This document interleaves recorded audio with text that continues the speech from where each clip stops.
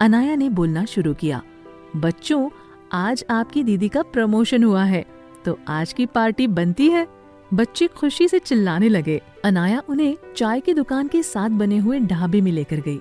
वहां पड़ी खटियों पर सबको बैठने को कहा और अंदर चली गई। उसने ढाबे के मालिक को बोला, वीर जी, ये बच्चे जो खाना चाहें उन्हें खिलाइए। बलविंद्र, जो ढाबे का मालिक था, उसने अनाया को बोला, जी बेबे, बिल्कुल। बलविंद्र ने अपने वेटर को आवाज लगाई और सब समझा दिया। वेटर ने बच्चों के पास जाकर ऑर्डर लिया। अनाया अब बच्चों के पास आकर बैठ गई और उनसे बातें करने लगी और उनके बारे में जानने लगी। वजह ये थी कि उनमें से कुछ बच्चे नए थे जिनसे अनाया नहीं मिली थी। वो सारे बच्चे मुंबई जैसे शहर में सिग्नल पर भीख मांगते थे। कई तो फूल और पेन, खिलौने बेचकर अपना पेट भरते थे। अनाथ जो थे, वो सब अकेलापन क्या होता है ये अनाया अच्छी तरह जानती थी। उन बच्चों में उसे अपना बचपन दिखता था। वो उन सब की बातें बहुत ध्यान से सुनती रही और अपने फोन में सबके बारे में नोट करती रही, जैसे बच्चों के नाम, उम्र, कौन कहाँ किस जगह क्या काम करता है। ये सब, इन सब बातों के बीच में खाना आ गया और सारे बच्चे अनाया से बात करते हुए खाना खाने लगे। खाना खाते वक्त अनाया उन बच्चों को देख रही थी। एक खुशी थी सबके चेहरे पर। उस खुशी को देखकर अनाया के चेहरे पर मुस्कुराहट आ गई और दिल में सुकून। वहीं दूसरी तरफ अरमान थोड़ा बेचैन सा था। पता नहीं क्यों वो घर से बाहर निकल आया और गाड़ी निकालकर हाईवे पर ले आया। गाड़ी साइड में लगाकर बाहर आकर खड़ा हो गया। शाम का मौसम था, सुहाना तो होना ही था। उसने एक सिगरेट सुलगा ली और आती जाती हवा को अपने चेहरे पर महसूस करने लगा। उसने अपनी नीली आंखें बंद की और कुछ सोचने लगा। 2 मिनट बाद अरमान का फोन बजा।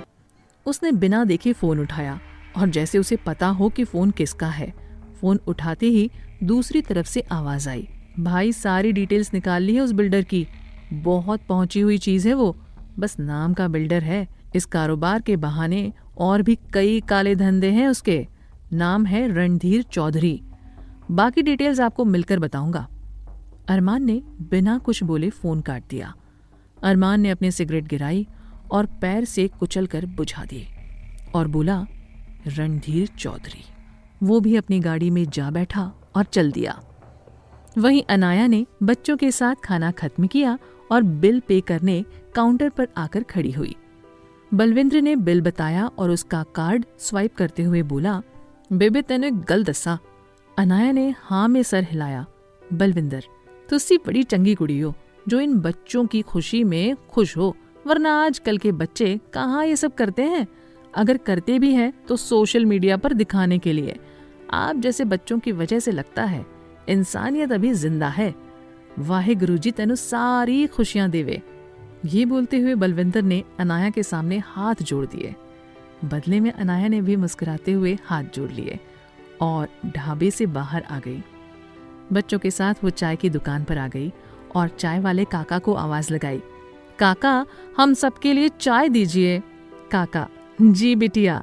अनाया बच्चों को लेकर पास पड़े खाली मैदान में जाकर फुटबॉल खेलने लगी। वहीं अरमान ने थोड़ी दूर चलने के बाद अपनी गाड़ी एक चाय की दुकान के पास रोक ली। गाड़ी से उतरकर अरमान ने चाय वाले काका को एक चाय के लिए बोला और साथ में पड़ी हुई खाली बेंच पर बैठ गया और एक गहरी सोच में डूब गया। तभी उसका ध्यान सामने वाले मैदान में से हो रहे शोर से टूटा। उसने देखा 12 या 15 बच्चों के साथ एक लड़की फुटबॉल खेल रही है। अब अरमान का पूरा ध्यान उस लड़की को देखने में था। लाइट ब्लू रंग की थोड़ी रफ सी जीन्स, ब्लड रेड रंग का कुर्ता, कमर से नीचे तक आते उसके सुनहरे बाल, गोरा रंग, पतली सी लड़की। उसकी लटें चेहरे पर आ रही थी जिन्हें वो खेलते हुए बीच बीच में हटाने की कोशिश कर रही थी। इन सबके बीच में जो उसे सबसे ज्यादा खूबसूरत बना रही थी वो उसकी हंसी। वो बच्चों के साथ खेलने में इतनी व्यस्त हो गई कि उसने उन बच्चों के बीच में बड़े होने का एहसास ही खो दिया। अरमान की नजर अब भी उस पर थी। बिना पलके झपकाए अपनी नीली आंखों से उसे ही देख रहा था। उसने नोटिस किया कि उसका दिल बहुत तेजी से धड़क रहा था। और न जाने कब तक वो उसे देखता ही रहा। तभी काका ने आकर उसे चाय का ग्लास दिया। काका ने मैदान की तरफ देखते हुए आवाज लगाई, अनाया बिटिया, चाय बन गई है, जल्दी आ जाओ, नहीं तो ठंडी हो जाएगी। अनाया जल्दी से सारे बच्चों को लेकर दुकान पर आ गई और सारे बच्चों को चाय पकड़ाई, लेकिन उसकी नजर अब तक अरमान की ओर गई ही नहीं। जो पिछले 15 मिनट से हो रहा था, अरमान ने अब अनाया को और करीब से देखना शुरू किया। 5 फुट 4 इंच हाइट, सुनहरे रंग के बाल, गुलाबी रंग के होठ, काली आंखें, खूबसूरत हंसी। सबसे अलग चीज जो उसकी मुस्कान को और भी खूबसूरत बना रही थी, उसके गुलाबी होठों के नीचे एक तिल। अरमान ये देखते ही मुस्कुरा बैठा। वहीं अनाया ने चाय पीने से पहले अपने बालों को बांधा और चाय पीने लगी। बच्चों से बात करते करते वो उनकी बातों पर हंसती और उन्हें अपनी बातों पर हंसाती। इस बीच अनाया की नजर अरमान पर रुकी, जो उसे ही देख रहा था। अनाया की नजर अरमान की नजरों से मिली कुछ सेकंड के लिए, फिर अरमान ने अपनी नजरें नीचे कर ली और चाय पीने लगा। ये देखकर अनाया ने भी अपनी चाय खत्म की और काका को चाय के पैसे दिए। फिर सब बच्चों को बारी बारी से गले लगाया और अपना ध्यान रखने के लिए बोला। अनाया ने सबको बाय बोला और फिर अपनी एक्टिवा स्टार्ट करके वहां से चली गई। अरमान ये सब देख रहा था।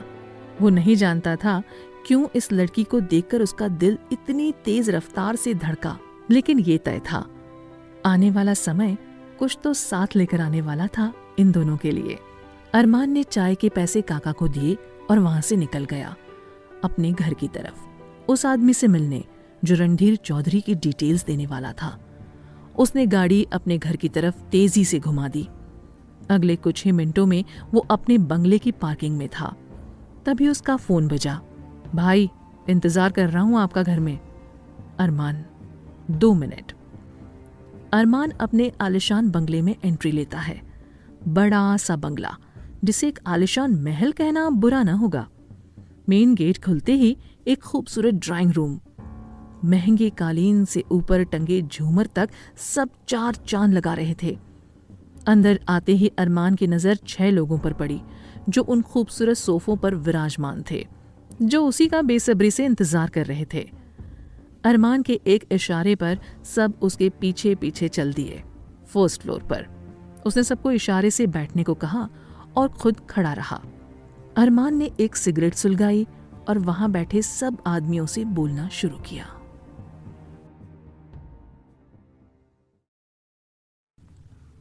तुम सबको जो काम दिया था वो हुआ या नहीं? उनमें से एक लड़के ने बोलना शुरू किया, जिसका नाम मोहन था। भाई, आप कुछ कहें और हम वो ना करें, ऐसा तो कभी हो ही नहीं सकता। उस बिल्डर की पूरी जन्म कुंडली आपके सामने है। ये कहते हुए उसने एक फाइल अरमान की तरफ बढ़ा दी। अरमान ने उस फाइल को खोलकर देखना शुरू किया। मोहन इस दौरान सारी जानकारी बताने में बिजी था। भाई, ये है रणधीर चौधरी, 40 साल का एक मशहूर बिल्डर। तभी एक फोटो आगे करते हुए मोहन ने बोलना जारी रखा। 4 साल पहले मुंबई आया था, मुंबई जैसे शहर में राज करने। दुनिया की नजरों में एक बिल्डर, घर परिवार वाला आदमी, मुंबई का नामचीन हस्ती। इसके फैमिली में इसकी बीवी है 35 साल की मनोरमा, 2 बच्चे आयन और कार्तिक। इसका पिता है जो इसके साथ ही रहता है और इसके सारे काले कारनामों में बराबर से साथ देता है। रेप, चोरी, ड्रग डीलिंग, शराब, शबाब, हर काम में इसका हाथ और पैर दोनों हैं। इसने राज सिंह के अंकल से वो प्रॉपर्टी झूठ बोल के खरीदी है। वो यहाँ पर अपना शराब का कारोबार बढ़ाना चाहता है। परसों ये रजिस्ट्री ऑफिस जाने वाला है 1 बजे। आप कहें तो इसे रास्ते में ही उड़ा देते हैं। ना रहेगा बास, ना बजेगी बांसुरी। अरमान ने कुछ सोचते हुए बोला, इसके साथ मीटिंग फिक्स करो और तैयार रहो, कल हम इस बिल्डर से मिलने जाएंगे। जी भाई, बोलता हुआ मोहन और बाकी लोग वहां से चल दिए। अरमान वहीं पड़े सोफे पर बैठ गया और आंखें बंद करके कल के बारे में सोचने लगा। अभी 5 मिनट ही बीते थे कि उसने अपनी आंखों पर किसी के हाथ महसूस किए। उसने अपने हाथों से उन हाथों को थाम लिया और मुस्कुराते हुए बोला, शिवन्या, तुम कब आई? एक क्यूट सी 22 साल की लड़की सामने आकर बैठते हुए बोली। भाई, तब जब आप किसी सोच में डूबे हुए थे। आप ठीक हो ना?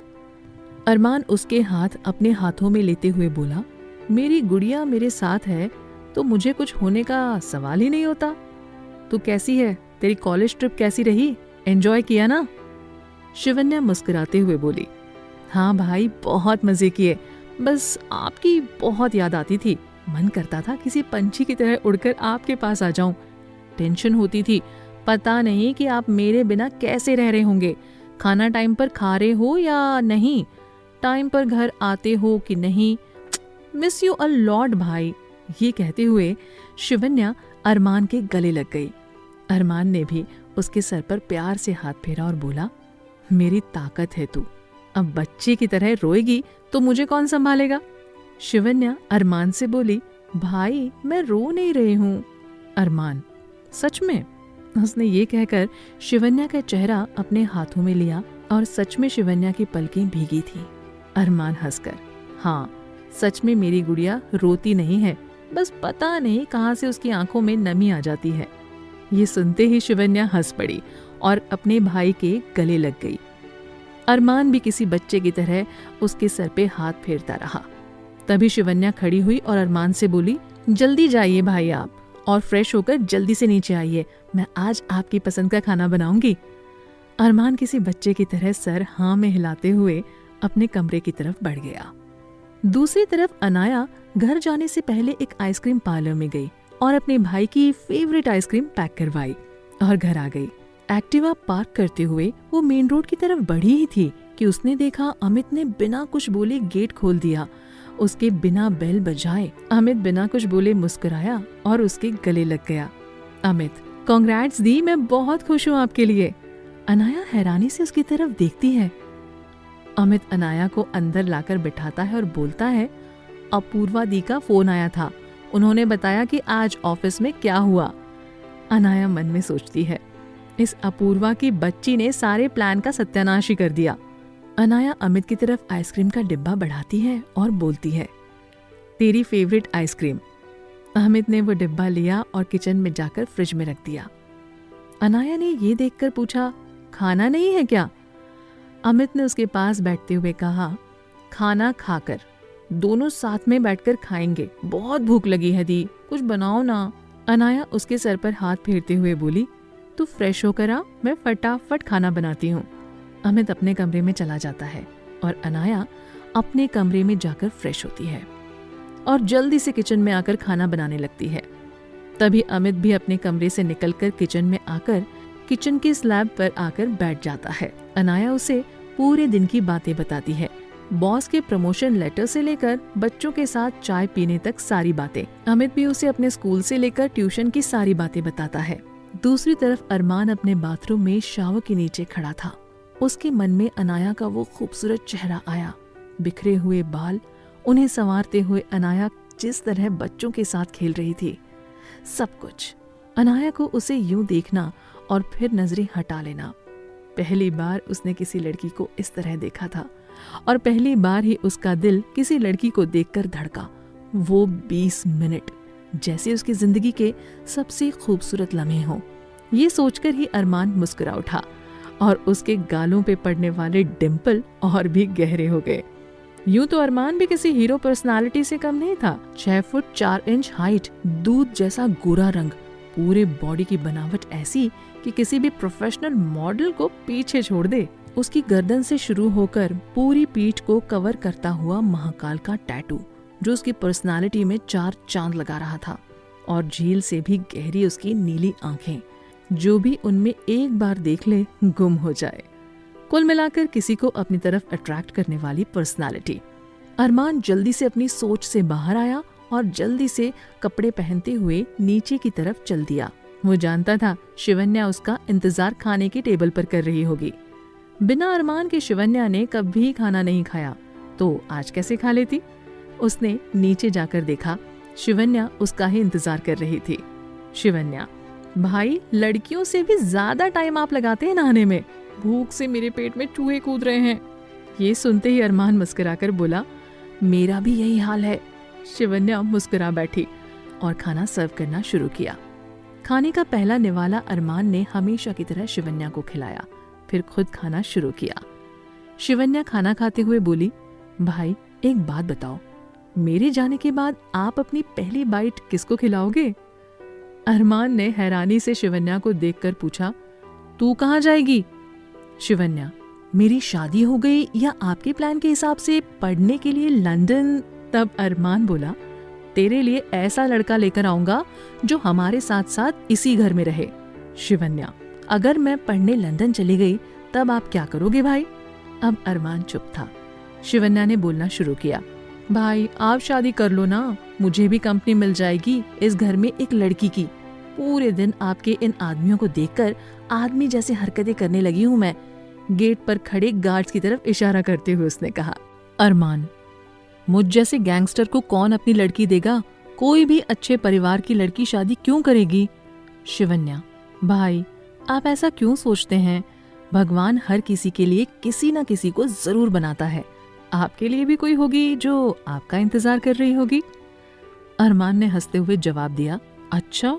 शिवन्या माहौल को हल्का करने के मकसद से बोली, वैसे भाई कोई आप में इंटरेस्टेड है? आप